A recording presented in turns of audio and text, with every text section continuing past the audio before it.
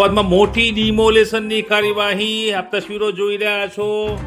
જમ્મુ કાશ્મીરમાં પહેલગામમાં થયેલા હુમલા બાદ દેશભરમાં ગેરકાયદેસર પાકિસ્તાની અને બાંગ્લાદેશીઓને દેશ નિકાલ આપવાની કાર્યવાહી પૂરજોશમાં હાથ ધરવામાં આવી રહી છે। ગુજરાતમાં પણ દરેક શહેરમાં સર્ચ ઓપરેશન હાથ ધરીને ગેરકાયદેસર રહેતા લોકોને શોધીને તેમના દેશ પરત મોકલવામાં આવી રહી, ત્યારે અમદાવાદમાં આજે મોટી કાર્યવાહી કરવામાં આવી રહી છે।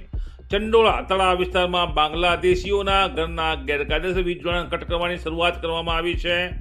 તેઓના ગેરકાયદે બાંધકામને દૂર કરવાની ડિમોલેશનની કાર્યવાહી પણ હાથ ધરવામાં આવી છે। પ્રાથમિક વિગતો જોઈએ તો ચંડોળા તળાવ વિસ્તારમાં કેટલાક બાંગ્લાદેશીઓ ગેરકાયદેસર રીતે રહેતા હતા, તેમની અટકાયત કરવામાં આવી હતી। તે બાદ તેમના વીજ કનેક્શન તેમજ દબાણો દૂર કરવાની કામગીરી શરૂ કરવામાં આવી છે।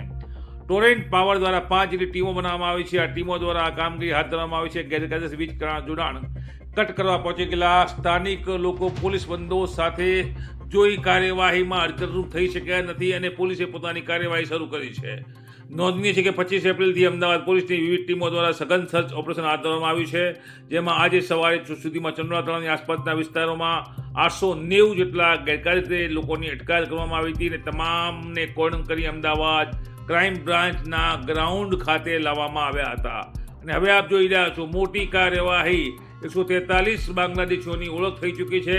આ વિસ્તારમાં ગેરકાયદેસર નિર્માણ પામ્યા હતા, એ તમામને ધ્વસ્ત કરવાની કાર્યવાહી હાથ ધરવામાં આવી છે। તમામના બાંધકામો તોડવાની કામગીરી હાથ ધરી છે। આપ જોઈ રહ્યા છો, આ તસવીરોમાં અમે બતાવી રહ્યા છે અવૈધ બાંગ્લાદેશીઓના ઝૂંપડપટ્ટી, આ ગેરકાયદેસર પાકા અને કાચા બાંધકામો તોડવાની કામગીરી શરૂ થઈ ચૂકી છે। અને તે રીતે અહીંયા પોલીસ તેમજ ક્રાઇમ બ્રાન્ચ, એસઓજી, સાયબર અપરાધ અને એસઆરપીની ટીમો પણ પોલીસ બંદોબસ્ત સાથે અહીંયા પહોંચી છે અને તસવીરોમાં દેખાય તે રીતે કડક કાર્યવાહી હાથ ધરવામાં આવી રહી છે, જેનાથી બાંગ્લાદેશીઓમાં ફફડાટ વ્યાપ્યો છે।